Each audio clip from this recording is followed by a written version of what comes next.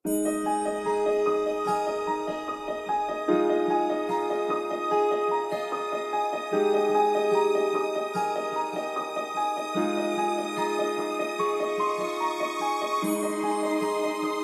mulai aja. Jadi, perkenalkan teman-teman, ini kita sama Mas Diki atau Bang Diki yang bakal kalian panggil Bang Diki, Wakil Dekan Fakultas Psikologi UI dan alumni KSM PLD ke-9.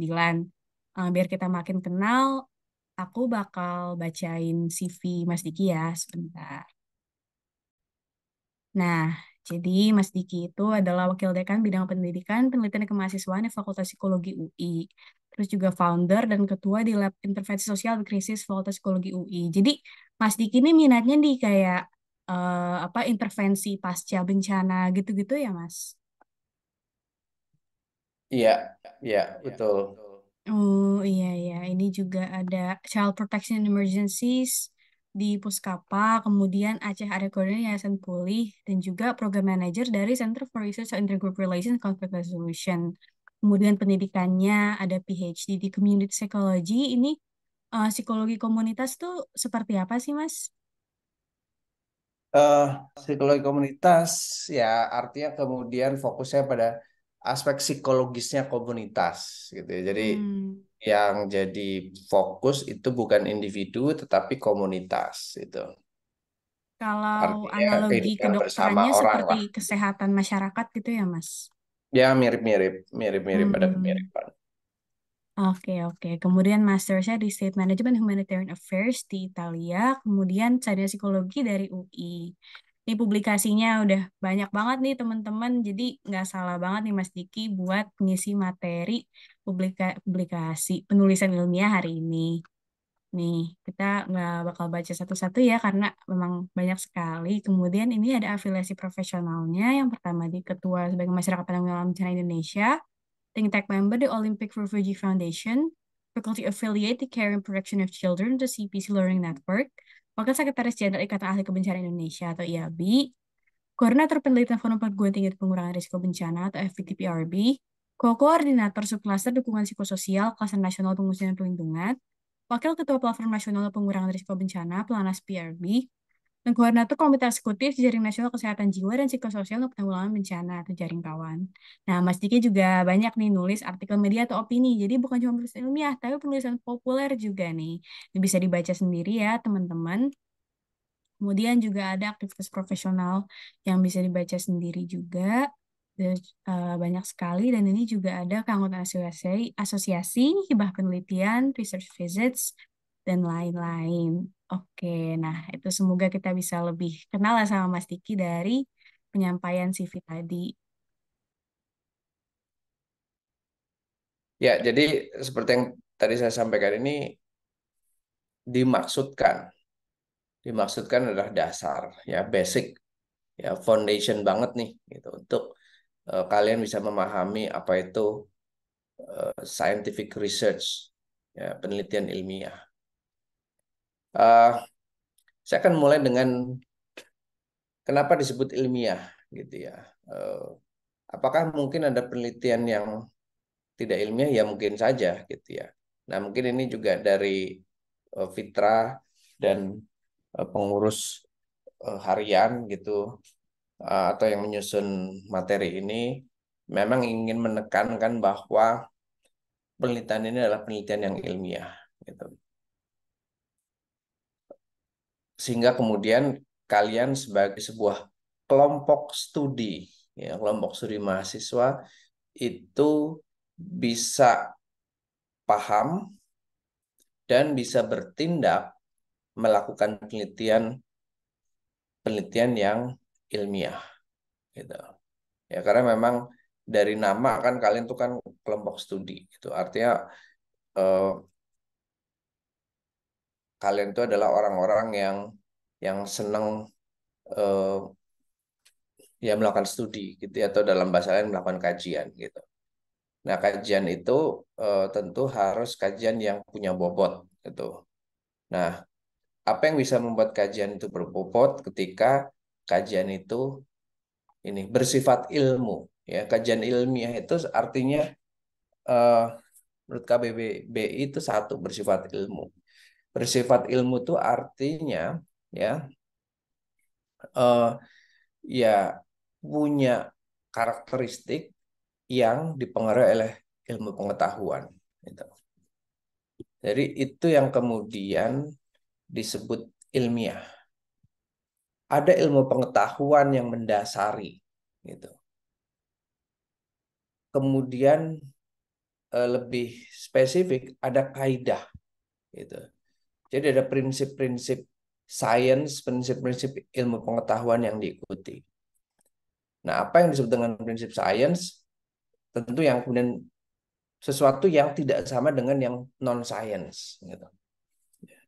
Ini kan maunya begitu ya kalau saya tangkap. Ini supaya kalian itu sebagai anggota kelompok studi itu bisa melakukan kajian atau penelitian yang dasarnya adalah sains, dasarnya adalah ilmu, gitu. Mengikuti prinsip-prinsip atau kaidah ilmu pengetahuan, gitu. Kenapa? Karena dengan demikian apa yang dihasilkan atau argumen berdasarkan sebuah kajian yang kalian lakukan itu jadi kajian yang berbobot, gitu. Dan ini penting ya. Dan ini saya juga berdasarkan pengalaman dulu zaman seperti kalian sebagai mahasiswa, gitu ya. Ketika misalnya kita menyampaikan pandangan atau pendapat itu, ya sebenarnya bisa aja asal menyampaikan pandangan atau pendapat itu. Tapi dengan demikian itu bisa kemudian jadi bobotnya kurang pandangan atau pendapat atau bahkan opini kita. Apa yang bisa membuat pandangan eh, atau argumen kita itu punya bobot, gitu ya, ketika didasari oleh ilmu, ya. Ketika ketika kita sampai pada hasil eh, kajian, ya, hasil itu diperoleh setelah dipenuhi prinsip-prinsip atau kaidah ilmu pengetahuan. Jadilah ilmiah. Sebenarnya eh, kenapa penting untuk ilmiah? Karena tadi sebenarnya untuk kemudian kita punya bobot, ya, punya kualitas dalam berargumen. Itu. Tadi misalnya Feli menampilkan CV saya itu kan ada beberapa publikasi gitu ya, gitu. Ya, apa yang sebenarnya dipublikasi itu kan adalah sebuah pandangan kan pada dasarnya. Gitu. Pandangan saya atau saya bersama teman-teman saya terhadap sesuatu, gitu. Pada dasarnya adalah sebuah eh, argumen, gitu. Nah, bagaimana kemudian membuat pandangan atau argumen saya itu eh, berkualitas? Ya, mau tidak mau harus kemudian berdasarkan prinsip-prinsip, berdasarkan kaidah ilmu pengetahuan. Gitu.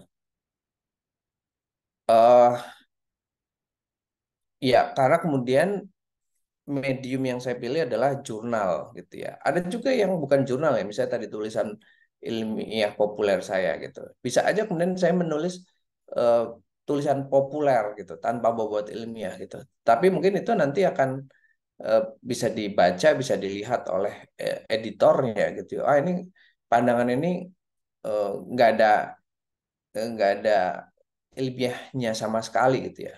Mungkin jadinya terus pasti di reject, gitu.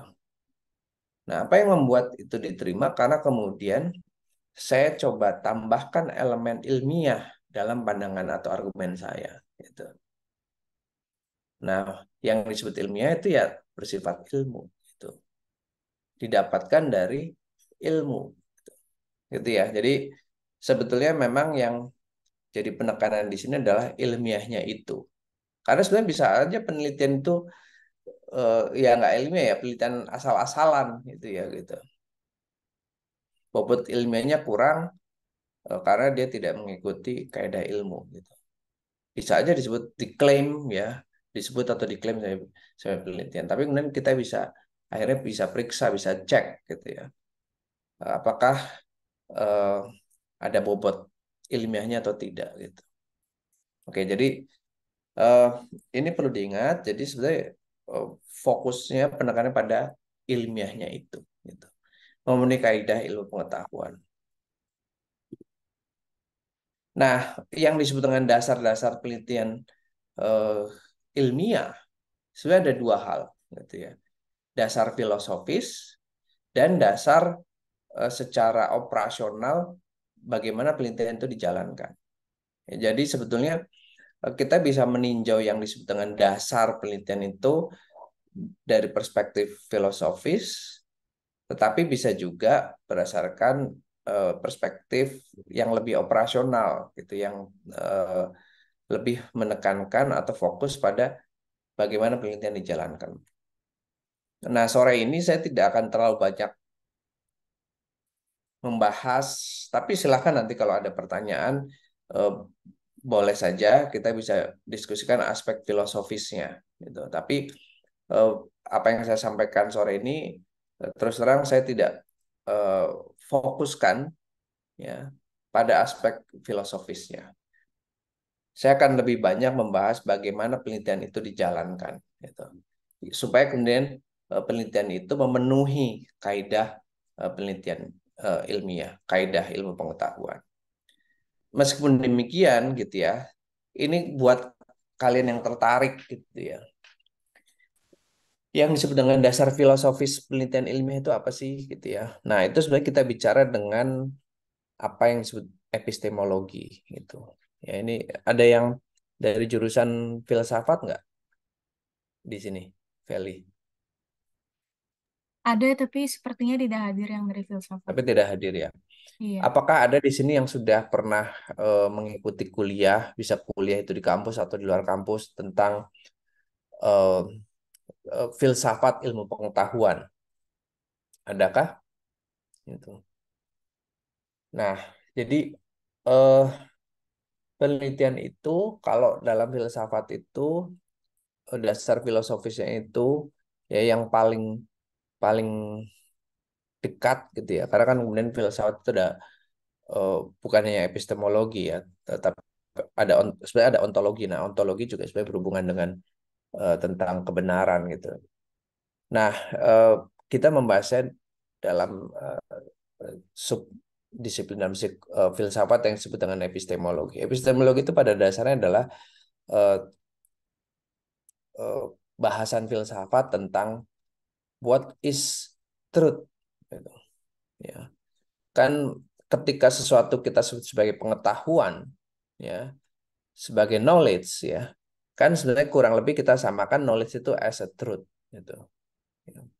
Nah, epistemologi itu bicara tentang bagaimana truth itu diperoleh, gitu. Atau istilahnya ya, ya filsafat tentang tentang bagaimana memperoleh pengetahuan, gitu ya. Itu yang disebut dengan ya, epistemologi, gitu. Nah, cuma memang saya tidak akan banyak bahas aspek epistemologi, gitu. Kita akan lebih bahas, tapi silakan kalau Anda ingin diskusikan nanti bisa ditanyakan itu tentang bagaimana penelitian itu dijalankan, gitu ya. Nah, nah ini agak sedikit saya singgung secara filosofis sebetulnya, gitu. Meskipun tidak eh, kita tidak sedang membahas epistemologi secara khusus, gitu ya. Pengetahuan yang kita sebut sebagai knowledge itu pada dasarnya adalah sebuah truth, ya. Sampai kita melakukan penelitian kan karena sebenarnya upaya kita, ya, ingin mendapatkan pengetahuan tentang sesuatu. Nah, sesuatu itu eh, adalah eh, kebenaran, gitu, yang ingin kita kita hasilkan, gitu. Ada cara-cara untuk memperoleh pengetahuan atau kebenaran. Ya, jadi misalnya gini, Feli melakukan penelitian tentang eh, kekerasan yang dilakukan oleh oleh remaja misalnya, gitu ya. Yang kita sebut sebagai pengetahuan tentang apa sih yang menyebabkan orang mau melakukan tindakan kekerasan, apa sih yang menyebabkan remaja itu mau melakukan tindakan kekerasan, kan itu sebenarnya sesuatu yang kita anggap sebagai sebuah truth, ya kan? Itu. Jadi pengetahuan itu sebenarnya adalah sebuah truth yang sedang kita eh, coba cari, gitu. Nah, ketika kita melakukan penelitian, hasil penelitian itu ada dan kita menghasilkan penelitian, kan pada dasar kita menghasilkan pengetahuan dan kita menyatakan itu adalah sebuah kebenaran tentang hubungan antara A dan B misalnya. hubungan antara latar belakang sosiodemografi remaja dengan kekerasan yang dilakukan. Ya. Nah, itu kan kita sedang menyatakan kebenaran tentang hubungan dua variabel tersebut. Gitu. Oke, kenapa pengetahuan itu disebut juga sebagai kebenaran? Gitu. Ketika pengetahuan itu diperoleh dengan cara-cara tertentu, maka kita menganggap itu adalah kebenaran. Nah, pengetahuan ya yang kita sebut sebagai kebenaran atau kita klaim sebagai kebenaran itu bisa diperoleh dengan intuisi gitu ya, artinya guts kita, ya intuisi kita, misal intuisi kita mengatakan itu eh, penyebabnya adalah X gitu ya, gitu. Tanpa kita melakukan pengambilan data, eh, melakukan wawancara dan sebagainya, tapi kita hanya guts kita, intuisi kita kan bisa juga kan gitu. Intuisi kita itu kita jadikan sarana ya, medium untuk eh, memperoleh pengetahuan atau kebenaran itu. Jadi intuisi bisa dipakai gitu. Tetapi kan kemudian eh, ya kita bisa mengatakan intuisi itu lemah karena kemudian ya cuma berdasarkan intuisi gitu. Tetapi sebenarnya eh, bisa saja ya kita menggunakan intuisi gitu.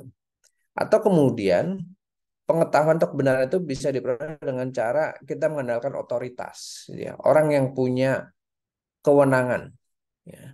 Dan biasanya orang yang punya otoritas ya artinya kita posisikan, eh, kita tempatkan dalam relasi kita dengan orang tersebut adalah orang tersebut ya lebih lebih kuat, lebih powerful gitu.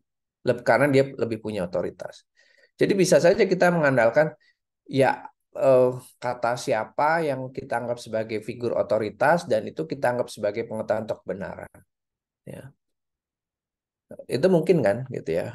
Kita eh, tanpa melakukan proses pengecekan, pemeriksaan, dan kita tidak menggunakan intuisi kita, kita hanya menyerahkan bahwa apa yang dikatakan oleh eh, figur otoritas itu adalah sebuah pengetahuan, itu ya, sebuah kebenaran. Gitu. Nah itu bisa dengan kita menyerahkannya kepada otoritas. Gitu. Nah, bisa juga eh, pengetahuan itu kita peroleh dengan kita mengandalkan rasio kita. Gitu. Ya, nah, itu yang kemudian disebut dengan rasionalisme. Jadi, ya bukan karena intuisi, bukan karena otoritas, bukan karena data yang kita peroleh di laman, tapi kemudian rasio kita, ya, kognisi kita, kesadaran kita, gitu. Itu bisa juga gitu. Eh, saya nggak perlu misalnya eh, mengecek ke lapangan ya atau mengambil data di laman, tapi itu tadi rasio saya mengatakan A adalah A, A tidak sama dengan B. Nah, that's rasio. Gitu. Ada juga cara memperoleh pengetahuan itu dengan cara ya kita mengandalkan apa yang empirik gitu. Air itu panas pada suhu tertentu dan suhu tertentu itu diperoleh dengan cara dipanaskan gitu ya, gitu. Saya ingin menguji apakah air itu panas karena dipanaskan di atas kompor, ya dengan cara saya mengalaminya. Jadi ada bukti empirik yang saya peroleh. Gitu. Saya pegang airnya, oh ya panas, bener nih, gitu ya. Itu. Ketika tangan saya celupkan ke air yang sedang dipanaskan, tangan saya kepanasan. Gitu. Nah itu jadi harus berdasarkan pengalaman langsung. Gitu. Ya, sesuatu yang kita alami secara langsung. Nah, di luar ada intuisi, otoritas, rasionalisme, dan empirisme, pengetahuan itu bisa diperoleh dengan cara yang kita sebut sebagai scientific method, gitu. Metode ilmiah. Gitu. Artinya metode yang berdasarkan ilmu pengetahuan, metode yang berdasarkan sains, metode yang mengikuti kaidah-kaidah sains. Gitu. Nah, itu yang kemudian kita sebut sebagai metode ilmiah, scientific method. Apa itu scientific method? Ya, pada dasarnya adalah sebuah metode bertanya. Jadi ketika kita eh, terlibat dalam sebuah rangkaian aktivitas ya yang kita sebut sebagai metode, dan rangkaian aktivitas itu adalah rangkaian aktivitas yang berbasis ilmu dan karena kita sebut ilmiah, pada dasarnya adalah sebuah metode bertanya, method of inquiry. Saya ingin eh, apa eh, tahu kebenaran eh, tentang cuaca berubah, climate change, ada perubahan iklim, terus perubahan iklim itu menyebabkan kerawanan pangan misalnya. Ya. Nah, pasti kan saya akan bertanya dulu gitu kan, apakah ya, perubahan iklim ini menyebabkan kerawanan pangan? Jadi metode ilmiah itu pada dasarnya adalah sebuah metode bertanya. Sekalipun misalnya kita udah eh, didorong oleh intuisi gitu ya, tapi sekarang kita beranggapan kalau intuisi anggap aja 99% kebenarannya. Masih ada chance 1% salah gitu ya. Nah, saya bisa akhirnya mempertanyakan. Nah, metode ilmiah adalah sebuah metode bertanya yang kemudian itu diwujudkan dalam upaya kita menginvestigasi. Jadi penelitian ini mencoba menginvestigasi. This study investigates. Ya. Jadi kalau Anda mendengar kata eh, investigasi, gitu ya, ya investigasi adalah sebuah metode bertanya. Gitu. Pasti di situ ada pertanyaan yang diungkapkan. Gitu. Jadi bisa saja kemudian kita menyebutnya adalah ini adalah investigasi apakah perubahan iklim ini menyebabkan kerawanan pangan. Gitu. Bisa juga kemudian kita melakukan eksaminasi, eksemen. Ya, the study examines apalah bla bla bla bla bla. Bisa saja dari the study penelitian ini menginvestigasi atau kemudian the study mengeksaminasi hubungan antara eh, apa eh, pengumuman pemerintah berakhirnya pandemi dan beralih ke endemi dengan tingkat polusi udara gitu ya. Kita melakukan eksaminasi. Ini pemerintah mengumumkan berakhirnya pandemi, masuk ke endemi dengan tingkat polusi gitu. Benar nggak nih ada hubungannya nih gitu. Nah, tentu eh, ketika kita melakukan eksaminasi itu kita tadi ya punya punya logik tertentu. Misalnya logiknya adalah oh ya, karena pandemi berakhir, orang-orang itu sudah beraktivitas seperti biasa, normal, gitu ya. Itu satu. Terus kedua, kayak waktu pas selama pandemi 3 tahun itu, penjualan mobil, motor, eh, pabrik beroperasi seperti biasa, gitu. Penjualan tetap terjadi, gitu. Artinya kita bisa mikir, eh, kendaraan terus bertambah, ya. Sumber polusi itu terus bertambah, gitu, pada saat pandemi, gitu. Begitu juga dengan aktivitas yang berhubungan dengan yang bisa menghasilkan polusi. Gitu. Nah, kita eksaminasi. Gitu. Bisa juga kemudian kita eksplorasi seperti apa. Gitu. Apakah itu terjadi di semua tempat di Indonesia ataukah hanya di beberapa tempat di beberapa titik. Gitu. Kenapa kemudian dari laporan tentang kualitas udara yang dibuat dalam bentuk peta, misalnya daerah tertentu langitnya masih agak biru nih, gitu ya. Ada daerah-daerah tertentu yang wah langitnya itu selama berapa waktu, seminggu 2 minggu nggak pernah itu muncul kelihatan blue sky, gitu. Nah kita eksplorasi gitu situ. Nah jadi itulah yang kemudian disebut dengan metode ilmiah. Kita menginvestigasi, kita melakukan eksaminasi, kita melakukan eksplorasi, untuk kemudian kita menghasilkan pengetahuan aka truth, kebenaran gitu. Ya. Jadi ini yang penting diingat bahwa ketika kita melakukan penelitian, pada dasarnya kita sedang bertanya. Kita ingin mendapatkan jawaban, gitu. Kita ingin mendapatkan jawaban sehingga kemudian kita melakukan investigasi, kita melakukan eksaminasi, kita melakukan eksplorasi, gitu. Sampai setelah dapat data diolah, dianalisis, jadilah hasil. Nah, itulah yang kemudian kita nyatakan sebagai the knowledge. Kita nyatakan sebagai truth-nya apa nih? Hubungan antara eh, pengumuman pandemi berakhir dengan polusi udara misalnya gitu. Ya. Nah, itulah yang kita sebagai metode ilmiah. Nah, oke. Jadi itu agak eh, filosofisnya lah gitu ya, gitu. Eh, kita bertanya, maka kemudian kita mendapatkan pengetahuan. Nah, ini kalau sedikit nih agak tentang filsafat gitu ya, gitu. Eh, kenapa Socrates ya itu eh, disebut sebagai filsuf gitu ya, gitu. Dia disebut filsuf itu dengan metode yang namanya metode Sokratik gitu. Metode Sokratik itu apa? Pada dasarnya adalah sebuah metode yang berisi pertanyaan-pertanyaan yang diajukan oleh Sokrates terhadap orang-orang yang dia temui gitu.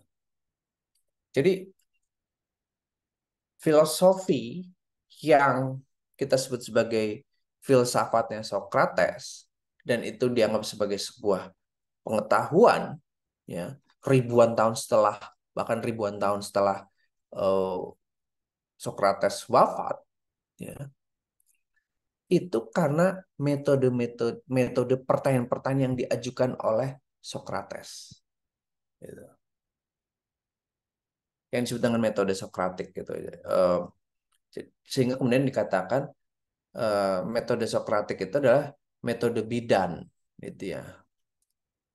Intinya adalah lewat pertanyaan-pertanyaan yang diajukan oleh Sokrates, maka dari manusia, dari orang-orang yang ditanya keluarlah atau lahirlah pengetahuan atau kebenaran gitu. Ya, itu sedikit tentang aspek filosofisnya. Nah, oke. Eh, sekarang kita membayangkan bagaimana penelitian itu dijalankan. Gitu. Nah, ini kemudian kita bicara tentang jenis penelitian, gitu ya. Penelitian itu pada dasarnya ada dua, gitu ya. Satu itu yang disebut dengan basic research, kedua itu yang disebut dengan applied research. Basic research itu adalah penelitian ya yang merupakan sebuah method of inquiry gitu yang kemudian mengikuti metode-metode yang kita sebut sebagai kaidah ilmu pengetahuan yang tujuannya adalah ketika kita melakukan penelitian tersebut untuk mendapatkan pengetahuan yang makin detail, makin akurat sehingga kita makin tahu persis tentang kebenaran atau sesuatu yang masih kita belum yakin kebenarannya gitu ya. Jadi kalau tadi sekedar saya ingin tahu apakah memang polusi udara yang terjadi di Jakarta dan sekitar itu akibat eh, pengumuman pemerintah from pandemi to endemi gitu ya. Nah, kita lakukan penelitiannya sampailah kemudian kita dapat data sampai kemudian kita menganalisis data dan kemudian kita menyimpulkan. Nah, kesimpulan itu kan isinya adalah sebuah kebenaran yang makin akurat, makin detail tentang hubungan antara pengumuman pandemi menjadi endemi dengan eh, polusi udara. Gitu. Fokusnya adalah kita ingin mendapatkan pengetahuan, tapi pengetahuan itu bisa yang makin akurat, bisa makin detail tentang sesuatu. Nah, itu yang disebut dengan basic research. Gitu. Ada penelitian lain yang kita sebut sebagai applied research, yang fokusnya itu bukan untuk mendapatkan pengetahuan yang makin akurat dan makin detail atau lebih detail, tetapi kita lakukan penelitian itu karena kita mencoba menanggapi suatu masalah, jadi merespon masalah dan kita mencoba menemukan solusi atas masalah. Nah, samalah misalnya, aduh, ini oh, polusi udara gila-gilaan, gitu ya. Ini kan mengganggu kesehatan manusia, gitu. Nah, jadi fokusnya adalah ini polusi bisa mengganggu kesehatan dan bahkan keselamatan manusia. Saya mau melakukan penelitian yang fokusnya bagaimana supaya ya keselamatan dan kesehatan manusia itu tidak terganggu. Ya, keselamatan manusia itu bisa di diperhatikan dengan serius supaya kemudian tidak sampai terjadi gangguan-gangguan yang bisa ya mengganggu kesehatan atau kemudian mengganggu keselamatan manusia gitu. Apa yang saya lakukan? Oke, saya ingin melakukan penelitian dengan fokus apa yang membuat ya anak sekolah gitu ya itu mau dengan sukarela ya dengan kesadarannya mau melindungi dirinya. Karena kan anak sekolah kan pergi keluar rumah ya gitu. Terus dia berhadapan dengan polusi udara yang berbahaya misalnya gitu. Nah, saya ingin meneliti supaya kemudian mendorong ya hasil penelitian saya itu nanti eh, meningkatkan kesadaran sekaligus meningkatkan kemauan orang untuk bertindak untuk melindungi dirinya. Ya. Ini saya ya, terus terang ingat soal polusi udara karena saya kebetulan sedang melakukan riset ya kaitannya dengan polusi udara tapi bukan karena polusi udara yang belakangan ini gitu ya. Kebetulan persiapan saya melakukan penelitian itu udah dari tahun 2019 sebelum pandemi gitu ya. Gitu. Dan sudah setahun terakhir ini saya melakukan penelitian di Bandung gitu ya. Apa yang saya teliti polusi udara di Bandung. Bandung itu kan cekungan ya. Ya, kalau kita bayangkan cekungan itu kalau ada polutan-polutan atau apa yang kita sebut apalah polutan apapun gitu ya di di di udara kota Bandung itu kan sebenarnya lebih sulit untuk bisa kemudian terbawa angin gitu ya gitu eh, untuk kemudian cepat hilang gitu ya itu beda dengan Jakarta gitu ya Jakarta mungkin bisa jadi juga kita mengenai polusi bukan karena polusi di Jakarta mungkin karena terbawa angin gitu ya. Tetapi juga kita bisa bayangkan polusi udara itu bisa kemudian terbawa angin akhirnya bukan di Jakarta gitu ya yang mengalami tapi misalnya Cirebon gitu ya Pantura sana itu. Nah saya kemudian melakukan penelitian sudah setahun terakhir ini di Bandung fokusnya itu bukan semata-mata untuk mendapatkan pengetahuan yang lebih detail dan makin akurat misalnya apa sih penyebab polusi udara di Bandung yaitu kita teliti tetapi fokusnya adalah bagaimana supaya orang tua dan keluarga satu sadar dengan betapa pada waktu-waktu tertentu di Kota Bandung itu tingkat polusinya sangat tinggi. Gitu. Bukan hanya di situ, tetapi bagaimana supaya orang tua dan anak-anak dan sekolah itu mau melakukan tindakan yang melindungi diri mereka. Gitu. Nah ini yang kita sebut sebagai applied research ya gitu. Karena fokusnya itu untuk menanggapi dan menemukan solusi atas masalah. Sementara kalau basic fokusnya pada kita mendapatkan pengetahuan. Gitu. That's it. Gitu. Nah, ini kemudian berhubungan dengan apa yang dihasilkan oleh suatu penelitian yang menurut Morton Deutsch itu penelitian itu bisa menghasilkan dua hal. Gitu. Pertama yang disebut dengan enduring truths, ya, truths yang eh, bertahan, ya, terus menjadi pengetahuan, ya, menjadi kebenaran atau kemudian ditambah pengetahuan bertambah kebenaran atas sesuatu itu. Tetapi juga penelitian itu bisa menghasilkan truth yang useful, yang bermanfaat. Gitu. Nah ini kaitan dengan tadi ya, penelitian itu bisa basic, penelitian itu bisa apply.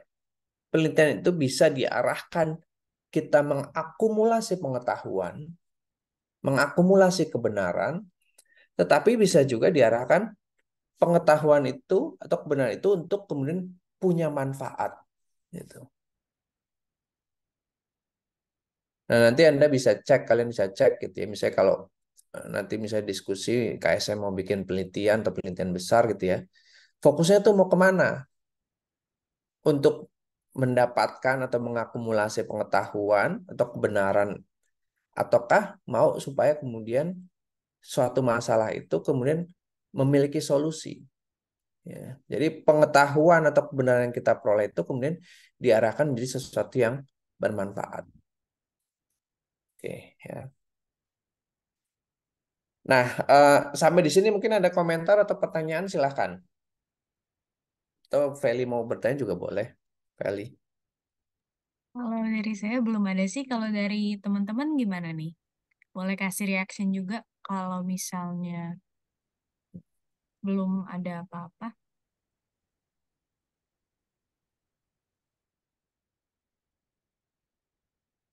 Oke, pada reaction jempol. Oke, Ya, oke. Jadi cukup dipahami ya sampai di sini ya. Gitu. iya Mas. Nah, sekarang ini lebih fokus ke tahapan penelitian gitu ya, gitu. Eh, Penelitian itu punya tahapan-tahapan gitu ya. Tahapan itu mulai dari yang kita sebut sebagai eh, perumusan atau formulasi gitu ya. Lalu masuk ke tahap desain ya. Lalu setelah itu masuk ke tahap pengumpulan data ya, atau yang kadang-kadang disebut sebagai tahap ini kerja lapangan ya, turlap, turun ke lapangan gitu ya. Istilah lain adalah field work ya. Mungkin Anda pernah dengar ya istilah eh, turlap ya, turun ke lapangan atau eh, ya field work gitu ya, kerja di lapangan gitu ya. Itu kan bisa mengindikasikan bahwa proses pengumpulan data kita lakukan gitu ya. Nah, tentu sebelum itu ada yang namanya proses desain gitu. Nah, setelah pengumpulan data atau field work atau turlap itu, kemudian eh, langkahnya adalah analisis data. Jadi data dikumpulkan, setelah itu data dianalisis. Gitu. Nah, setelah itu hasil analisis itu disajikan, penyajian. Gitu. Penyajian itu dalam bentuk penulisan dan pelaporan. Nah, jadi Anda bisa bayangkan nih, melakukan sesuatu sampai tahap analisis tapi nggak pernah ditulis dan nggak pernah dilaporkan. Itu jadi bukan penelitian. Gitu. Jadi kalau nanti misalnya Anda bikin kegiatan yang kalian klaim sebagai penelitian, penelitian itu harus sampai pada tahap penyajian, writing, dan reporting. Kalau ngumpulin data dilakukan tapi nggak pernah dianalisis, ya nggak kita sebut sebagai penelitian. Gitu. Sudah ngumpulin data terus dianalisis nggak disajikan, ya itu nggak bisa disebut sebagai penelitian. Gitu. Nah ini penting ya untuk dipahami bahwa kalau kita bicara penelitian, itu mulai dari kita merumuskan penelitiannya, sampai kemudian kita menyajikan apa yang sudah kita hasilkan atau sudah kita analisis. Gitu. Ini penting diingat nih, gitu ya. Jadi kalau ngumpulin data banyak-banyak, itu sering, tapi nggak pernah diolah, nggak pernah dianalisis, ya berarti ya kayak disebut sebagai penelitian. Dianalisis, punya eh, tabel gitu ya, tapi nggak disajikan, ya nggak disebut penelitian itu. Ya. Sebentar ini ada chat, mungkin ada pertanyaan. Oke, ya kata Feli nanti akan diaplikasikan di research camp gitu ya. Oke, baik. Nah, oke, sekarang kita mulai ke tahapan-tahapannya gitu ya. Dalam perumusan itu ya, pertama ya, kalian tuh harus merumuskan apa yang menjadi masalah untuk diteliti. Bisa saja kemudian penelitian itu ini kalau yang jenis basic research ya. Misalnya, ini contohnya, eh, penelitian-penelitian tentang apa ya? eh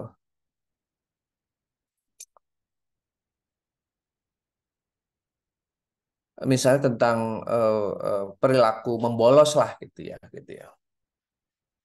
Perilaku eh, penelitian-penelitian yang ada tentang truancy, tentang perilaku membolos, tentang madol, ya, di khasanah literatur tadi yang kemudian dilaporkan itu eh, banyak eh, eh, menyajikan data di luar Indonesia, gitu.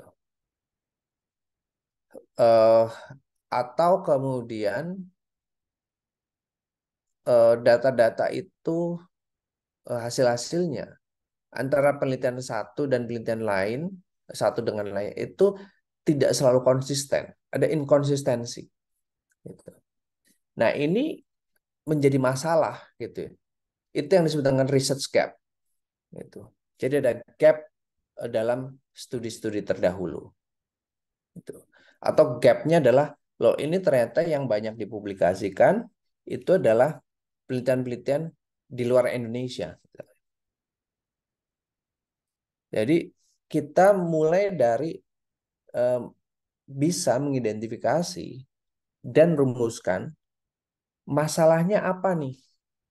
Karena penelitiannya nggak ada, karena penelitiannya inkonsisten, ada gap, atau karena penelitiannya itu dengan konteks yang masih perlu diperluas. Nah, jadi di situ kita mulai dari merumuskan apa yang jadi masalah untuk diteliti. Ini kalau misalnya nanti Anda makin advance gitu ya, kalau di level S3 itu ya, level S3, kuliah S3, studi S3 itu kan pada dasarnya studi yang satu, em, dia adalah proses training untuk seseorang itu menjadi eh, peneliti independen, peneliti independen yang baik, gitu ya, gitu.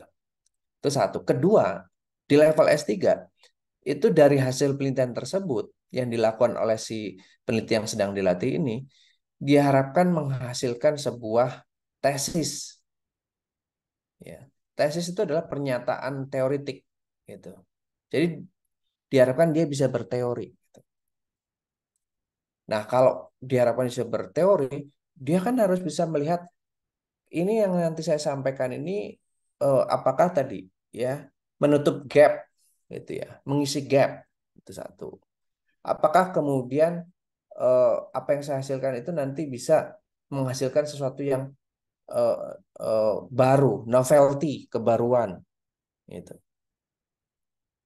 Kalau di level seperti itu, perumusan penelitian tadi mencari gap, mencari apa yang kemudian perlu diperbaharui, gitu. Mencari apa yang belum dijelaskan, gitu. Nah, itu masalahnya dirumuskan. Nah, setelah kita merumuskan masalahnya apa, baru kemudian kita ajukan pertanyaan penelitian. Nah, ini sering nih jujur ya, kadang-kadang saya menghadapi mahasiswa itu eh, nggak bisa membedakan antara rumusan dan pertanyaan penelitian. Jadi di tahap awal sekali penelitian, itu adalah merumuskan apa yang jadi masalah, lalu ajukan pertanyaan penelitiannya.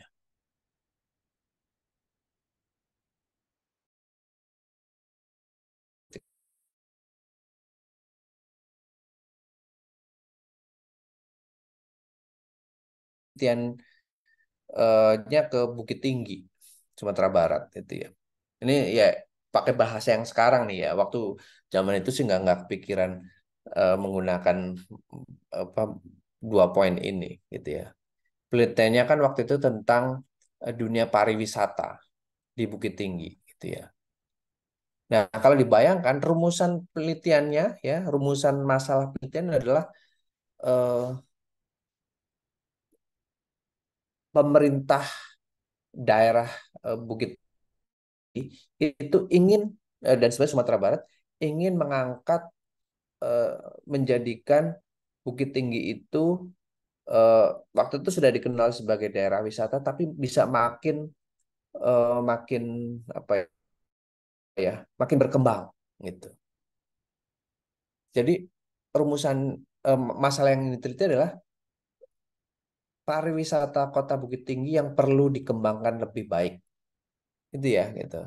Karena wah ini udah jadi destinasi wisata, tetapi kemudian sepertinya masih bisa dikembangkan lebih lanjut.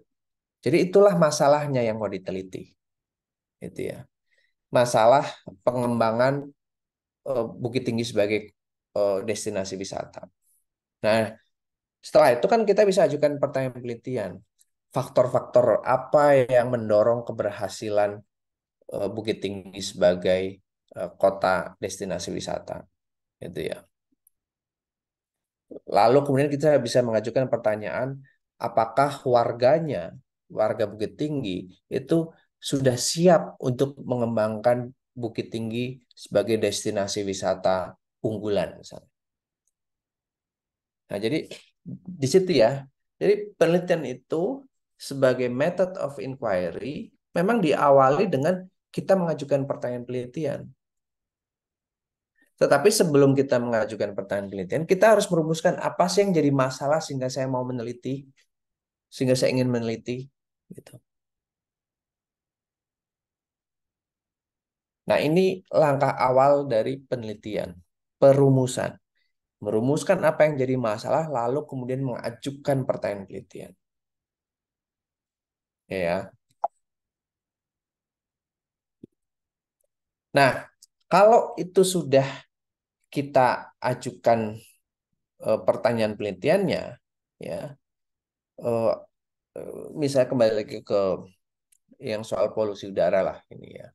Karena terus terang saya berapa waktu terakhir cukup concerning gitu yang lihat ya selain karena kemudian kebetulan saya punya penelitian yang di Bandung, tapi ya kebetulan kan penelitian di Bandung itu udah jauh-jauh hari direncanakan dan bahkan sudah setahun terakhir saya lakukan gitu ya.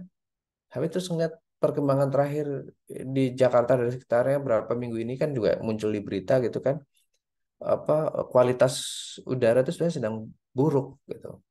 Ya. Nah, misalnya saya punya pertanyaan, eh, apakah ada hubungan, apakah ada pengaruh, gitu ya, dari deklarasi pandemi menjadi endemi terhadap eh, kualitas udara di Jakarta dan sekitarnya.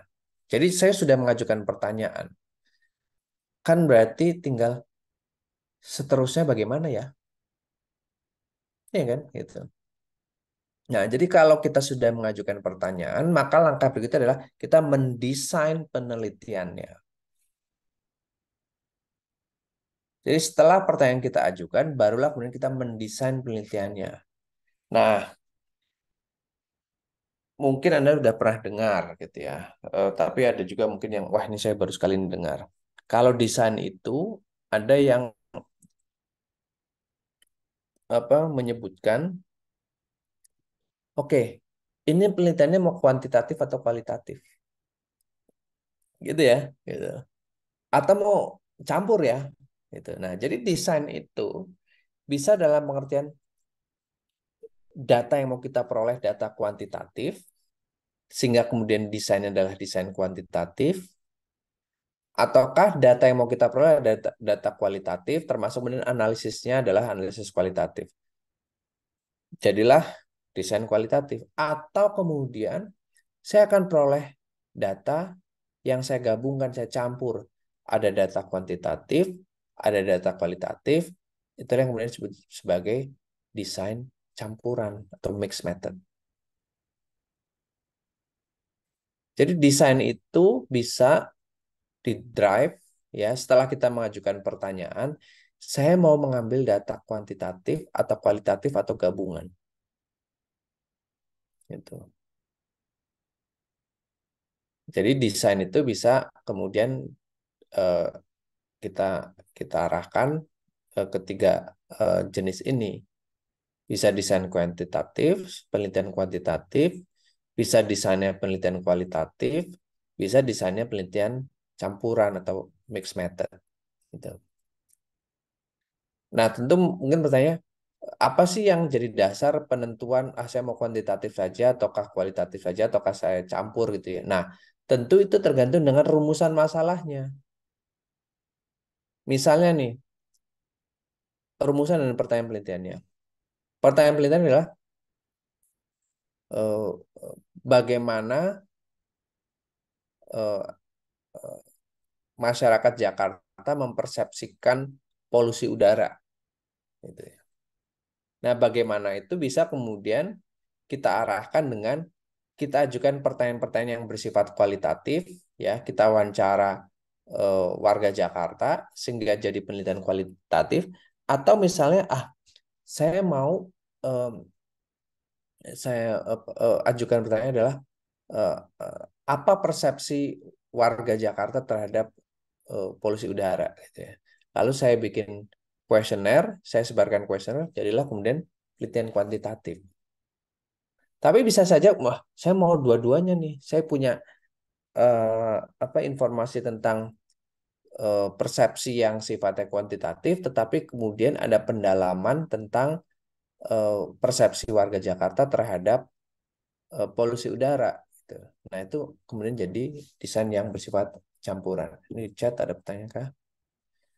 Oke, kita akan break 16.30 ya. Oke, baik, terima kasih, Ferry. Nah, ini ini memang terus terang gitu yang saya bilang, aduh ini sebenarnya agak-agak berat, maka tadi saya bilang kalau bisa eh, kita interaktif ya gitu ya. Tadi saya mulai dengan coba bayangkan kalau kemudian saya bahas ini eh, tanpa ada wajah gitu ya, gitu cuma tulisan Diki Pelupesi gitu ya. Ini akan berat soalnya. Eh, Desain kuantitatif, tapi ini nggak usah terlalu banyak dipikirkan lah ya. Ini sebagai informasi ya. Eh, Desain kuantitatif itu bisa kemudian yang eh, kita lakukan dengan cara lakukan survei, gitu ya. Ada namanya desain studi survei. Survei itu artinya kita apa eh, mencoba memotret dia eh, secara kuantitatif suatu gejala atau suatu fenomena yang mau kita teliti, gitu ya, gitu. Eh, Kemudian ada desain kuantitatif yang disebut dengan desain korelasional. Korelasional artinya kita ingin melihat korelasi antara dua atau lebih variabel gitu ya.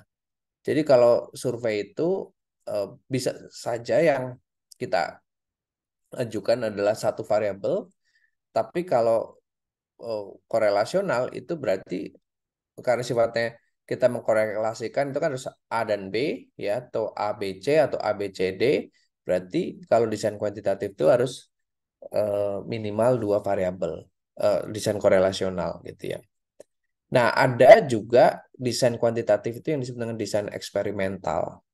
Eksperimental itu artinya ya ada kondisi-kondisi yang kita kendalikan atau kontrol. Nah, ini mungkin kalau yang dari fisika, dari MIPA gitu ya, kan bisa membayangkan ya, penelitian itu kan dilakukan di lab, di laboratorium gitu. Laboratorium itu harus dalam kondisi terkendali gitu ya.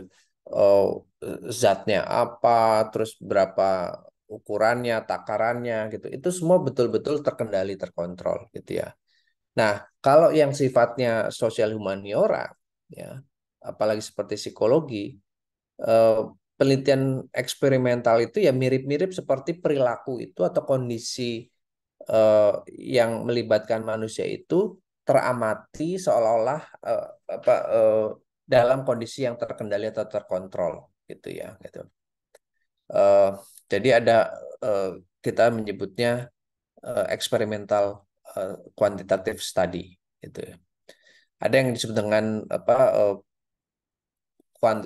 kuantitatif eksperimental yang true eksperimen. True eksperimen itu artinya situasinya betul-betul dikendalikan dan dimulai dari yang namanya randomisasi partisipan gitu ya. Dan ada yang tidak terlalu ketat randomisasinya, itu yang kemudian kita sebut sebagai kuasi eksperimental. Nah, ini sebagai informasi aja lah ya, gitu. Nanti nggak usah terlalu dipusingkan gitu. Nah, kualitatif juga punya desainnya, di dalamnya ada jenis-jenis desain kualitatif gitu ya. Ini mungkin kalau yang belajar sosio atau antropologi gitu ya, mungkin udah pernah mendengar gitu ya. Yang kualitatif itu ada yang disebut dengan desain etnografi, desain fenomenologi, ground theory dan sebagainya. Intinya gini, ya memang tadi setelah kita rumuskan, kita harus punya desain. Nah, desain itu tadi kita mau dapat data kuanti atau kuali. Kalau kuanti kita bisa arahkan apakah itu mau jadi survei, apakah mau jadi korelasional, apakah mau jadi eksperimen. Kalau eh, kuali, ya apakah itu mau kita arahkan jadi etnografi, fenomenologi atau ground theory. Nah, ini mungkin anggap aja kalau bagian ini jargon lah gitu, karena saya nggak akan eh, jelaskan panjang lebar gitu ya. Gitu. Nah, itu tadi satu ya. Jadi desain itu berdasarkan datanya itu yang mau diambil tuh kuanti saja, kuali saja, atau gabungan kuanti kuali gitu. Nah, ini sebenarnya masih mirip-mirip dengan yang barusan saya sampaikan ya. Ini untuk kemudian Anda pahami. Kan dalam penelitian, terutama kalau penelitian yang sifatnya basic ya, kita ingin melihat hubungan antar variabel. Tapi ini saya perlu disclaimer dulu ya, gitu ya. Memang eh, background saya kan social science gitu. Jadi artinya eh, apa yang saya sebutkan di sini itu eh, mungkin berbeda dengan penelitian-penelitian eksakta ya, penelitian-penelitian di laboratorium material misalnya metalurgi atau fisika atau apa gitu ya gitu. Ini yang saya paparkan adalah bicara tentang desain studi sosial, desain penelitian sosial, ya social science atau social study gitu. Nah, desain itu bisa eh, di apa tentukan berdasarkan kalau saya meneliti hubungan A dan B, ya, saya tertarik melihat apakah bisa saja lah misalnya kalau eksakta misalnya keterpaparan eh, sinar ultraviolet terhadap eh, eh, misalnya ini saya ngarang ya pelapukan batang pohon gitu ya gitu ya. Ini kan ada variabel satu yaitu sinar, terus variabel dua pelapukan gitu. Nah, ini yang kemudian disebut hubungan antar variabel gitu. Itu kalau sifatnya ilmu alam. Kalau ilmu sosial kan saya ingin melihat apakah ada hubungan antara eh, sering healing dengan tingkat depresi gitu ya gitu. Ini anak saya sering ngomongin healing dan depresi gitu ya itu. Sering pergi ke kafe dengan tingkat depresi. Berarti kan ada variabel healing ke kafe dan variabel tingkat depresi. Nah, saya ingin memastikan hubungannya itu apakah ini sekedar asosiasi, sekedar korelasional, atau hubungan ini prediksi dan hubungan ini sebab akibat bahwa A menyebabkan B atau A memprediksi B. Nah, maksudnya di situ ya. Jadi hubungan antara variabel itu bisa sifatnya loose. Loose itu bisa sebatas tadi ada asosiasi. Kalau A naik, B naik. A turun, B turun. Itu adalah asosiasi. Tapi bisa juga hubungan itu A menyebabkan B. A memprediksi B. Itu. Nah, kalau saya ingin mendapatkan keyakinan terhadap penyimpulan A mempengaruhi B, A memprediksi B, maka yang bisa saya lakukan adalah penelitian yang bersifat eksperimental. Jadi kondisinya saya kendalikan. Hanya yang betul-betul mau saya teliti itu yang kemudian saya apa munculkan dalam prosedur penelitian saya. Itu. Nah, dalam kondisi yang bisa dikendalikan itu yang biasanya kita sebut sebagai penelitian laboratorium. Gitu. Sementara yang tidak apa yang lebih loose gitu ya. Saya hanya ingin meneliti apa korelasi, asosiasi, hubungan gitu ya. Karena kemudian saya percaya bahwa dalam situasi yang sesungguhnya, yang real itu nggak mungkin hanya dua variabel itu, gitu. Mungkin ada variabel ketiga, variabel keempat yang bisa secara tidak disengaja, bisa secara apa tiba-tiba mempengaruhi, gitu ya. Namanya juga setting sosial. Maka bisa saja yang saya putuskan adalah melakukan penelitian yang sifatnya non eksperimental atau disebut sebagai penelitian lapangan, gitu ya. Kita bayangkan kan kalau laboratorium semua bisa kita kendalikan, kita kontrol. Sementara kalau lapangan ya ya udah kita lihat kondisi lapangannya. Ini mungkin satu slide ini lagi ya, boleh ya, Feli ya. Eh, sebelum, nah ini mungkin lebih mudah dipahami nih, gitu ya. Ini tadi karena kaitan dengan yang kuanti kualitatif dan mixed method gitu ya. Kadang-kadang, nah ini biasanya kalau ada anak hukum ya, anak mungkin terus dari ilmu perpustakaan, saya itu tidak ngambil data gitu ya. Saya itu tidak melakukan wawancara gitu. Saya tidak melakukan observasi gitu. Saya itu hanya mengumpulkan literatur-literatur. Saya hanya mengumpulkan data-data dari penelitian terdahulu gitu ya. Saya itu tidak pergi ke lapangan. Saya tidak juga pergi ke laboratorium gitu ya.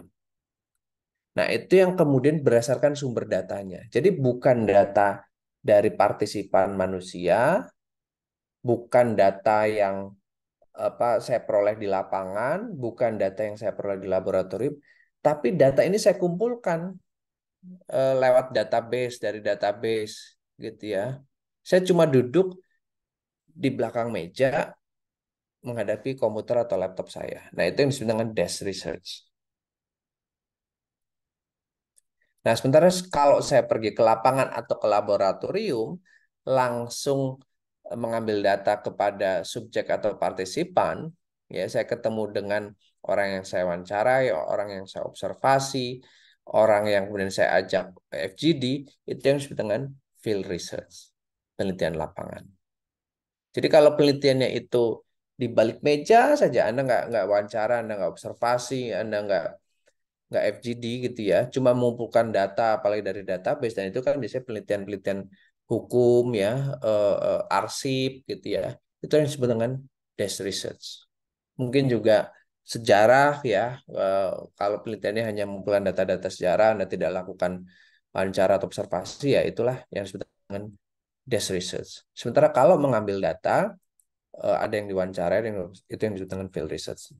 Mungkin itu ya sementara ya, Feli ya. Kita bisa break dulu, nanti kita lanjutkan lagi. Nah, tadi kan sampai di sini ya. Jadi bisa saja penelitian kita lakukan dengan pikiran, oke, saya nggak perlu ambil data gitu ya. Dan sebetulnya kalau eh, sumber-sumber yang sudah ada itu sudah cukup banyak gitu ya. Ya maka dilakukanlah penelitian desk research gitu ya. Tapi kalau wah, saya pengen ada eh, data wawancara atau observasi, maka kemudian saya putuskan untuk melakukan penelitian lapangan gitu ya. Jadi ini mau di belakang meja saja atau turun ke lapangan gitu ya. Gitu.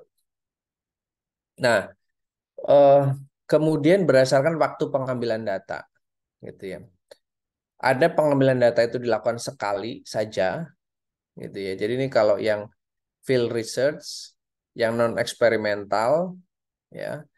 Terus saya mau ngambilnya cuma sekali saja gitu. Dan ini kalau misalnya model-model skripsi itu kebanyakan masuknya ke yang disebut dengan cross sectional. Jadi cross sectional itu datanya cuma sekali diambil lalu dianalisis gitu. Jadi cuma ada satu waktu pengambilan data. Tetapi bisa saja kita putuskan, aduh, saya mau ingin dapat informasi di waktu yang bukan hanya satu waktu, tetapi ada time two, ada time three, atau bahkan time four, time six, five, six gitu ya gitu. Nah, misalnya eh, datanya, misalnya ini kalau di psikologi itu data perkembangan anak gitu ya, atau data perkembangan siswa gitu. Saya mau lihat ketika dia kelas 1 SMP, kelas 7. Saya kemudian mau lihat data dengan instrumen yang sama, variabel yang sama, tetapi di kelas 8. Setelah itu saya mau lanjutkan lagi di kelas 9. Gitu ya. Atau misalnya kalau kemudian bicara tentang perkembangan anak, data itu ketika anak umur 2 tahun. Nanti saya lihat lagi perkembangan bahasanya, kemampuannya di umur dia 4 tahun, di umur 7, dan seterusnya. Nah, itu yang kita sebut sebagai longitudinal. Jadi kalau kita merasa dengan rumusan pertanyaan, rumusan dan pertanyaan penelitian yang ada, kita cukup dengan satu kali waktu pengambilan data, itu yang disebut dengan cross-sectional. Tapi kalau saya ingin mendapatkan gambaran kesehatan eh, eh, pernafasan, ini ngomongin polusi lagi gitu ya. Ketika eh, sekarang, lalu kemudian nanti 1 bulan kemudian, ya, apakah ada perubahan atau tidak, dan kemudian nanti saya ambil lagi di 3 bulan kemudian, nah itu yang kemudian disebut dengan longitudinal, ya. Jadi keputusan kita berdasarkan pengetahuan yang mau kita peroleh apa. Apakah cukup berdasarkan satu waktu atau misalnya di waktu-waktu yang berbeda. Nah, itu kemudian kita bisa pilih namanya longitudinal study atau longitudinal research gitu ya. Oke. Nah, ini kalau kita bicara desain ya. Jadi setelah kita merumuskan, kita lalu mendesain. Tadi berdasarkan datanya kuanti kuali atau campuran, berdasarkan eh, saya ingin mengambil kesimpulan hubungan saja atau hubungan sebab akibat, maka jadi eksperimental non eksperimental, ya, yang kurang lebih juga sama artinya dengan laboratori dan field research gitu ya. Ataukah kemudian misalnya tadi saya mau cukup mengambil data sekali atau lebih dari sekali. Nah, itu desain. Jadi setelah kita merumuskan, maka kemudian kita mendesain penelitiannya. Nah, kalau sudah kita tetapkan desain, maka langkah berikutnya adalah pengumpulan datanya, ya nggak? Gitu kan? Logiknya gitu ya. Gitu. Nah, kalau pengambilan atau pengumpulan data, gitu ya.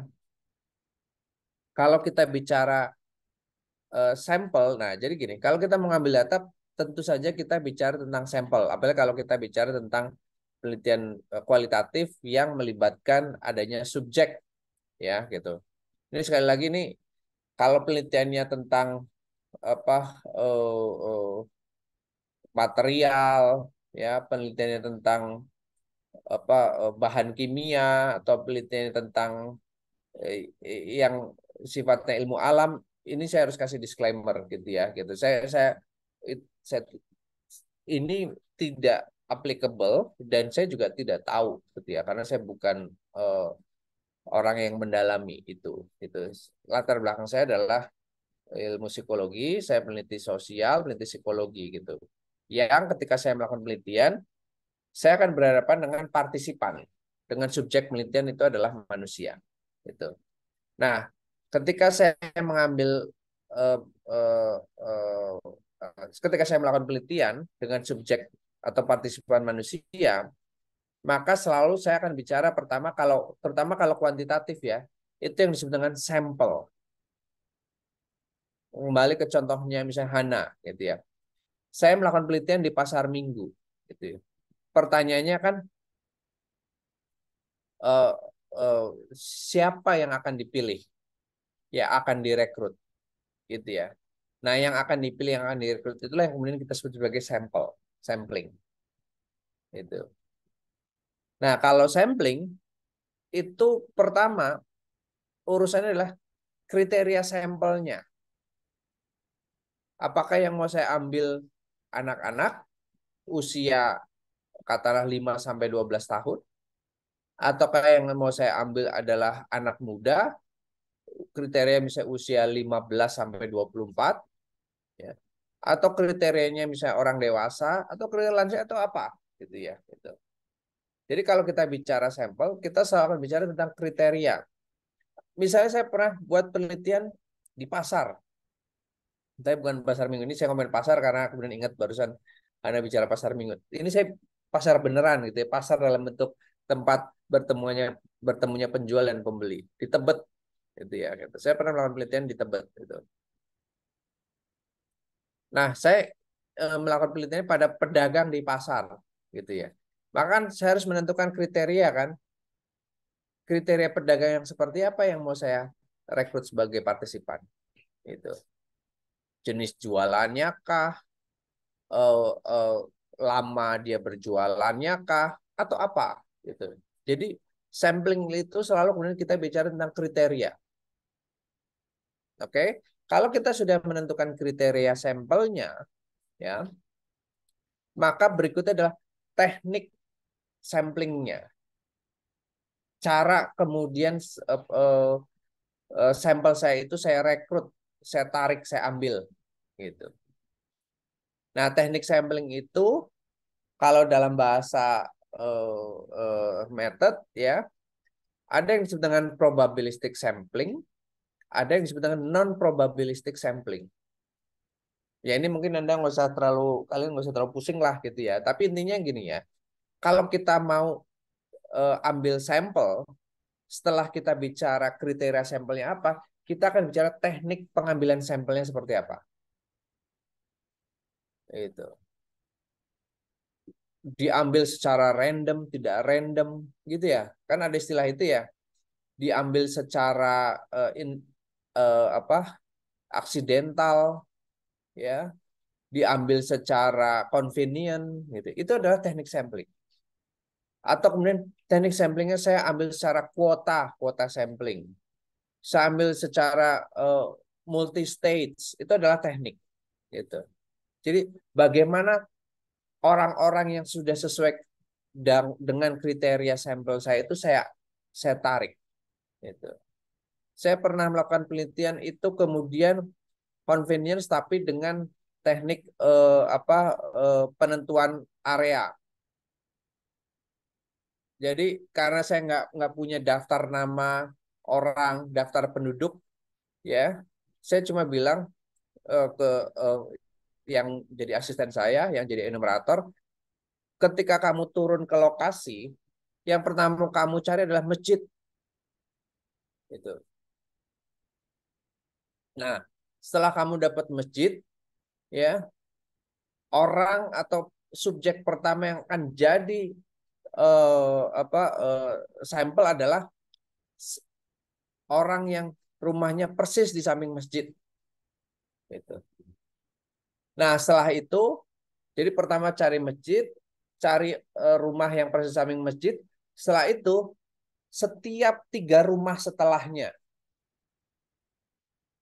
gitu. Jadi rumah pertama 1, 2, 3, 4 itu jadi sampel. Lanjut lagi kalau sudah diwawancarai eh, 5, 6, 7 dan seterusnya dan seterusnya.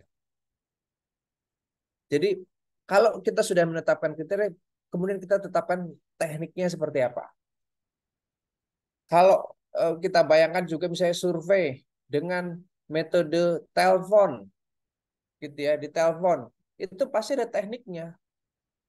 Misalnya nomor itu kita acak, terus nanti dapat nomor yang apa kita dapatkan itu. Setelah itu diacak lagi. Nah, jadi kalau sampling itu sebenarnya cuma 2 ini. Selain sebenarnya ada juga selain kriteria dan teknik adalah tentu menghitung ya sampel size, apa jumlah sampel gitu. Tetapi yang paling penting dari sampling adalah kriteria dan teknik sampling. Nah, itu kalau modalnya kuantitatif gitu ya, gitu. Karena biasanya kalau kita bicara kuantitatif, kita bicara aspek yang namanya keterwakilan, representativeness. Di pasar minggu jumlah populasinya itu katakanlah 500.000 gitu ya. maka berapa sih jumlah yang bisa dianggap secara representatif mewakili yang 500.000. Nah, itu kan kemudian ada urusan dengan sample size namanya. Sekarang kita bisa menggunakan namanya kalkulator, ya. Sampel sampling kalkulator itu banyak tuh apa di internet gitu, ya. Atau bisa juga menghitung secara manual, tapi ya ngapain lah ngitung manual. Tapi kalau ngitung manual boleh aja. Misalnya kita menetapkan confidence interval berapa persen gitu ya. Menetapkan margin of error berapa persen gitu. Ya ini kalau misalnya kalian ikuti eh, survei-survei, misalnya survei-survei Pilpres gitu ya, itu kan akan ngomongin tentang margin error dan sebagainya gitu. Yang tujuannya adalah untuk mencapai keterwakilan, representativeness. Bagaimana kalau kemudian penelitiannya kualitatif? Nah, kalau kualitatif itu kan sebetulnya penekanannya bukan pada aspek keterwakilan gitu. Nah, kalau dalam kualitatif istilah sampling itu kemudian ya meskipun kemudian bervariasi ya tergantung tadi kan ada macam-macam, ada fenomenologis, ada naratif, ada grounded teori, ada apa etnografi gitu ya. Sebenarnya berbeda-beda, tetapi yang membedakan antara kuantitatif dan kualitatif kalau urusan sampling, kalau kuantitatif menekankan tadi representativeness, keterwakilan, ya, size does matter gitu. Sementara kalau sampling kualitatif itu lebih bicara pada yang sifatnya theoretical, maka disebutnya theoretical sampling. Kalau kuantitatif, sampel itu menekankan keterwakilan sehingga kemudian kita bicara representativeness. Kalau kualitatif itu kita menyebutnya theoretical sampling. Jadi bukan pada aspek keterwakilan, tapi aspek di mana orang-orang atau jumlah orang yang kita wawancarai itu bisa mendekati dengan nanti kita bisa berteori tentang sesuatu. Jadi bisa saja misalnya nih ya saya pernah melakukan studi tentang kekerasan dalam dalam pacaran gitu ya gitu ya. Eh, eh, itu mungkin kita pertama akan sulit ya mendapati jumlah persisnya gitu ya karena itu kan seperti fenomena gunung es itu satu. Kedua, wilayah penyebarannya bisa sangat luas. Misalnya saya tetapkan Depok, bisa jadi pas kebetulan nggak ada yang mau ngaku, nggak ada yang mau apa jadi partisipan gitu ya. Eh, Bisa saja seluas Depok itu secara jumlah katakanlah misalnya kalah dengan seluas Depok itu kan kota Pasar Minggu misalnya untuk fenomena itu gitu. Nah, maka kemudian bukan aspek keterwakilan tadi jumlah yang penting yang dikejar. Tapi saya berpikir gini, kira-kira berapa yang kalau saya wawancara itu saya nanti sudah punya gambaran tentang fenomena kekerasan dalam berpacaran. Mungkin saya cukup wawancara sama 5 orang. Mungkin saya cukup wawancara dengan hanya 3 orang, gitu ya. Gitu. Nah, ini yang kita sebut sebagai theoretical sampling. Jadi penekanannya bukan pada aspek jumlah keterwakilan, tapi kalau kualitatif pada aspek pada jumlah berapa kira-kira saya sudah bisa mendapatkan gambarannya, gitu. Ya. Nah, ini urusan pengumpulan data, ya, yang berkaitan dengan urusan sampling. Ya. Nah, tapi sampai di sini mungkin ada komentar atau pertanyaan nih, itu. Jadi ini kita masuk ke tahap yang berikutnya. Jadi setelah kita mendesain, lalu kemudian kita menentukan, kita melakukan pengumpulan datanya. Gitu. Nah, kalau pengumpulan data, yang penting adalah kemudian kriteria dan teknik samplingnya. Setelah itu kan kemudian kita melakukan pengumpulan datanya.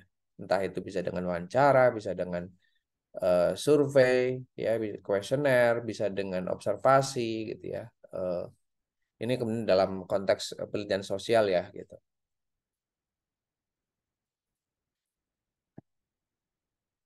Oke, ada pertanyaan? Kalau tidak ada, saya lanjutkan. Saya lanjutkan, Feli. Oke, ya. Iya, boleh lanjut aja. Baik. Kalau data sudah dikumpulkan, ya, langkah berikutnya kan kita sebut sebagai data analisis. Itu. Nah, data analisis tentu kita perlu lihat ini jenis datanya seperti apa. Datanya kuantitatif atau datanya kualitatif. Kalau data kuantitatif, mudahnya intinya kita menggunakan statistik. Ya kan? Pasti kalau data itu berbentuk angka-angka, ya, maka kita akan menggunakan statistik. Ya. Nah, untuk statistik itu ada dua jenis. Itu. Yang pertama yang disebut dengan statistik deskriptif, kita hanya mendeskripsikan, ya. Deskripsi itu misalnya dalam bentuk ini, persentase, dalam bentuk nilai rata-rata, ya, dalam bentuk kemudian skor yang paling banyak keluar, ya, modus, ya, gitu ya, min modus, ya, gitu. Terus kita mendeskripsikan eh, berapa standar deviasi, gitu ya, berapa persentase yang pernah mengalami kekerasan dalam eh, pacaran, gitu ya, gitu ya, gitu. Misalnya kita melakukan survei, gitu. Atau berapa yang pernah mengalami eh, verbal abuse, gitu ya, gitu. Itu deskriptif, ya, statistik yang hanya mendeskripsikan. Intinya adalah frekuensi, persentase, rata-rata, modus, atau kemudian standar deviasi. Itu yang kemudian kita sebut sebagai deskriptif. Ada juga analisis yang kemudian kita sebut sebagai inferensial, artinya kemudian kita menyimpulkan. Kalau tadi hanya memaparkan, mendeskripsikan, itu.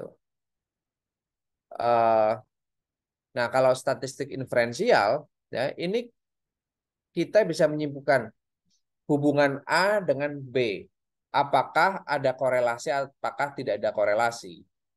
Ya. Apakah A memprediksi B? Apakah B menjadi prediktor dari A dan sebagainya. Nah, kalau Anda pernah mendengar istilah ANOVA, ANCOVA, regresi, ya, lalu kemudian logistic regression dan sebagainya, itu adalah analisis yang sifatnya inferensial. Kita menyimpulkan itu. Kita menyimpulkan apakah ada korelasi, apakah tidak ada korelasi. Kita bisa lihat dari angkanya, dari koefisien yang kita peroleh. Gitu. Kita bisa menyimpulkan dari apakah ini korelasinya termasuk yang ringan, sedang, atau kuat. Gitu. Nah, itu adalah inferensial. Gitu. Lalu bagaimana dengan analisis kualitatif? Nah, ini beda lagi ceritanya. Ya, kalau analisis kualitatif, kalau Anda pernah dengar ya istilah ini coding, tapi bukan coding tadi siapa tuh yang dari apa MIPA lagi mau ngerjain coding gitu ya. Coding itu artinya kita memberikan kode-kode pada hasil wawancara, pada data kualitatif gitu. Jadi kalau Anda pernah istilah dengar coding, lalu membuat kategori dari code-code itu, dari kode-kode pernyataan-pernyataan yang diungkapkan itu kemudian kita buat kategori, ya. Lalu ditemukan namanya tema, ya. Nah, itu yang kemudian kita sebut sebagai analisis kualitatif. Sampai sekitar 10-15 tahun yang lalu, gitu ya. Kalau kita bicara analisis kualitatif, itu nggak ada softwarenya.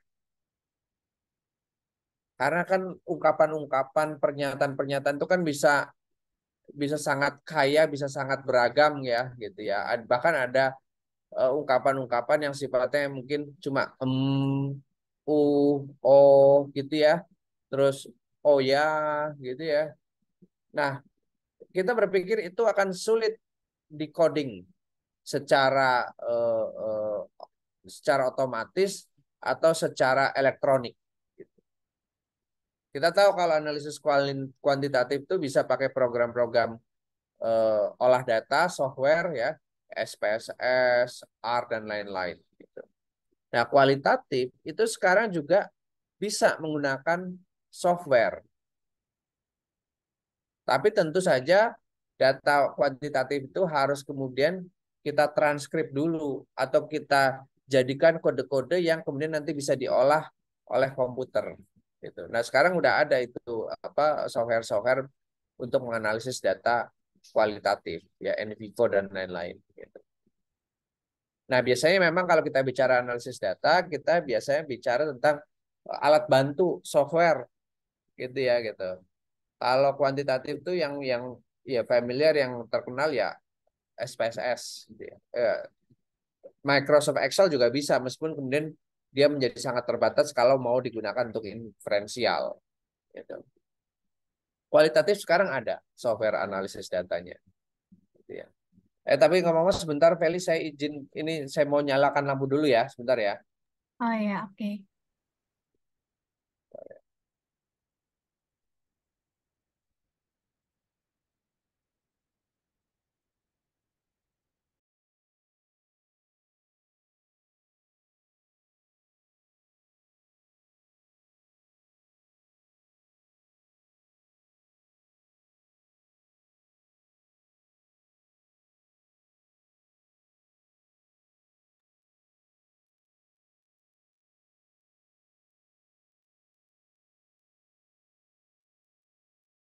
Oke, ini analisis data ya. Oke.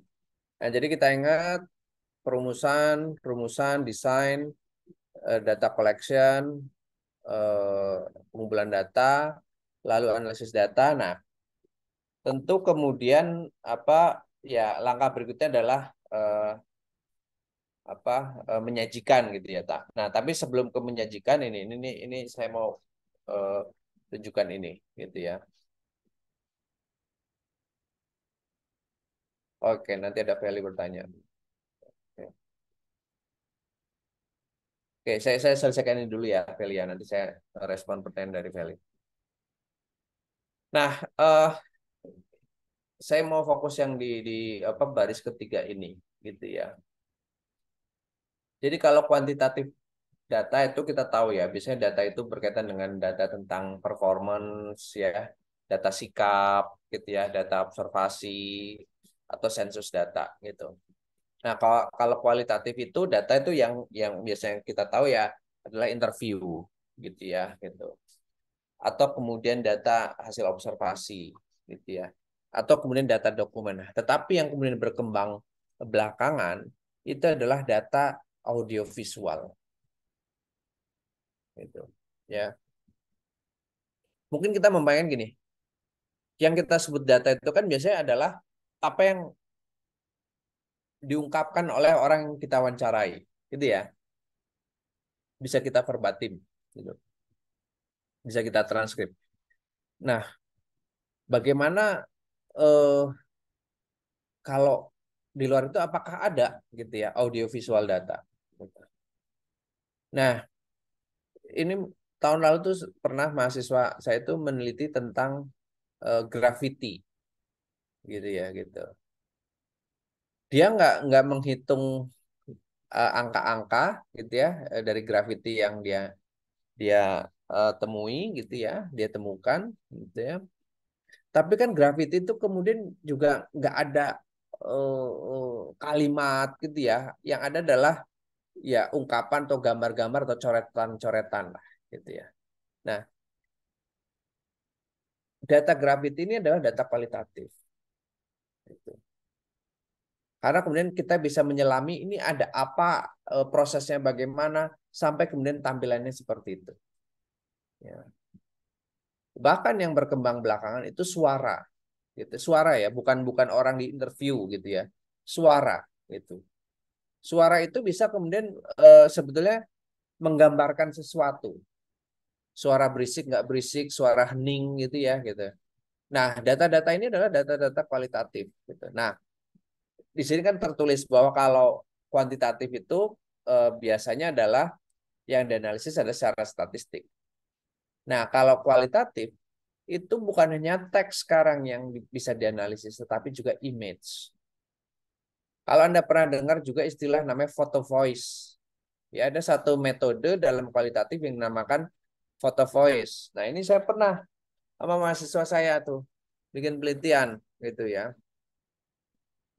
Yang diteliti itu adalah transgender perempuan atau disebutnya transpuan gitu ya. Kita bisa aja memilih ya melakukan prosesnya wawancara, terus nanti dari hasil wawancara itu di eh, transkrip verbatimnya. Yang kita lakukan adalah kita nggak mewawancara, nggak dalam bentuk tanya jawab, tapi yang pertama kita minta adalah bikin foto untuk mereka memotret benda. Itu. Misalnya gini, kita tanya, misalnya ya, misalnya siapa nih, Ryan. Ryan tuh jadi jadi partisipan saya. Misalnya penelitian saya waktu itu tentang eh, aspek emosi gitu ya. Saya bertanya ke Ryan gini, Ryan, rumah itu seperti apa sih menurut kamu? Gitu ya. Gitu. Kan bisa kan saya tanyakan seperti itu. Atau misalnya waktu itu juga ada pertanyaan tentang cinta itu apa sih? Gitu. Kan saya bisa tanya kan gitu ya wajar. Tapi kemudian yang saya lakukan adalah eh, Ryan atau Feli silahkan foto objek apapun yang akan memberikan jawaban tentang arti cinta atau arti rumah. Jadi yang diberikan ke kami itu adalah bukan teks, tetapi foto. Dan kemudian kita gabungkan antara teks dan foto. Kemudian kita tanya, kenapa kamu fotonya jendela ya? Waktu ditanya cinta itu, eh, yang kamu foto jendela. Lalu apa yang diceritakan? Pengalaman waktu saya kabur dari rumah. Saya kabur lewat jendela. Saya nggak mau pulang. Gitu. Di situ saya merasa kehilangan apa yang saya sebut rumah adalah sesuatu yang bisa membuat saya merasa aman, tentram. Saya ternyata tidak merasakan keamanan, ketentraman itu. Saya kabur lewat jendela. Nah, ini contoh ya. Jadi dalam kualitatif itu sebenarnya bukan hanya teks, bisa image gitu. Bahkan sekarang berkembang suara gitu. Nah, itu contoh ini ada pertanyaan. Apakah serupa dengan proses interpretasi tes proyektif gitu ya? Oke. Oke, ini saya jawab dulu atau Feli mau mau ungkapkan pertanyaannya? Mungkin Sebenarnya ungkapkan aja begitu ya. saja sih pertanyaannya. Saya ingin tahu soalnya saya teringat pernah ikut tes HTP, DAP gitu-gitu. Hmm. Ya, ya, ya. Oke, ini yang bagaimana menganalisis data kualitatif ya. Itu sebetulnya intinya kalau dalam data kualitatif itu kita mencoba menemukan yang namanya pattern, gitu ya, pola itu. Nah, dari mana pola itu bisa kita dapatkan? Pola itu mulai kita tarik dari yang namanya coding, code gitu. Dari code itu kemudian kita kita jadikan namanya kategori, ya kategori gitu.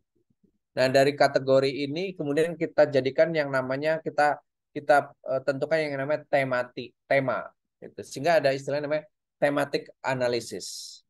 Kalau dalam kualitatif itu yang paling generik adalah thematic analysis.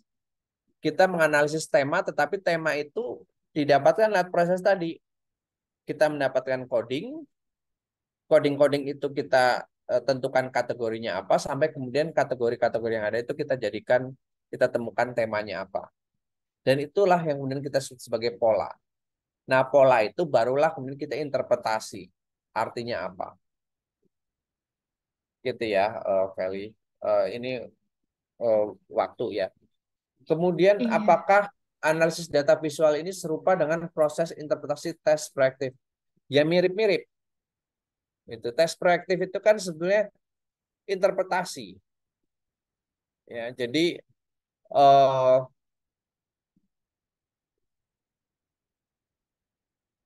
kita menginterpretasi apa yang digambarkan itu oleh orang. Tetapi kan bedanya kalau tes proyeksi itu kan eh, sudah ditentukan gitu ya gitu. Nggak boleh keluar dari misalnya orang dan rumah, orang dan pohon, ya sudah dibatasi responsnya gitu. Sementara kalau yang kualitatif itu kan bisa saja nggak yang kemudian dibatasi, jadi bisa bisa macam-macam apa kemungkinan apa yang kemudian dianalisis tadi bisa grafiti, bisa foto, bahkan bisa video gitu ya, bisa macam-macam gitu. Tidak kita batasi gitu. Itu sih Velia ya, gitu. Oke, terima kasih Mas. Ya ada pertanyaan lagi? Ini masih ada waktu 5 menit. Kalau tidak ada saya lanjut ya. Nah, ini bagian terakhir ya. Ini dalam konteks sekali lagi penelitian sosial. Penelitian sosial yang kemudian melibatkan partisipan, human partisipan khususnya atau human subject gitu. Ini penting ya. Mungkin kalau kita bicara aspek tekniknya, eh, technicality-nya tadi ya selesai sampai eh, eh, analisis dan kemudian apa penyajian gitu. Ada yang penting terutama dalam konteks penelitian sosial ya ini ya atau intinya penelitian yang kemudian melibatkan manusia adalah yang kita sebut sebagai etika penelitian. Jadi dasar dari penelitian kalau penelitian itu melibatkan manusia maka kita harus apa perhatikan aspek etika etika penelitian. Nah, etika penelitian itu apa sih mudahnya nih? Ya, mudahnya. Kalau kemudian ada partisipan atau subjek manusia dan sebenarnya bisa juga pada hewan ya, gitu ya. Karena mungkin saja penelitian itu melibatkan hewan gitu. Tapi dalam konteks ini saya coba batasi ketika subjeknya, interviewinya, partisipan FGD-nya dan segala macam adalah manusia. Etika itu tentang memastikan keselamatan dan well-being atau kesejahteraan dari subjek penelitian kita yang harus dijaga. Artinya apa? Jangan sampai karena dia ikut penelitian kita, dia jadi malu. Misalnya, penelitiannya pada orang, pada apa mereka yang menggunakan narkoba atau jadi pecandu narkoba atau orang yang apa pernah mengalami depresi gitu ya. Artinya situasi di mana orang-orang ini punya potensi untuk mendapatkan stigma gitu ya. Atau orang-orang yang memang kebetulan sudah mendapatkan stigma gitu. Nah, jadi kita harus memastikan orang-orang itu ketika melakukan penelitian, terlibat dalam penelitian kita, itu jadi merasa malu, ya merasa tidak nyaman, ya atau bahkan kemudian jadi terganggu.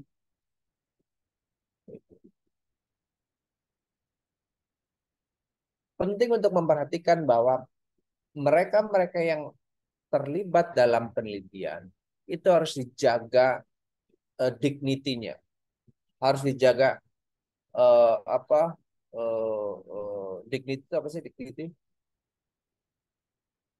Harga diri dan sebagainya itu ya gitu ya gitu ya. Dan misalnya juga jangan sampai misalnya ketika dia mengikuti eh, penelitian kita terus misalnya dia cedera.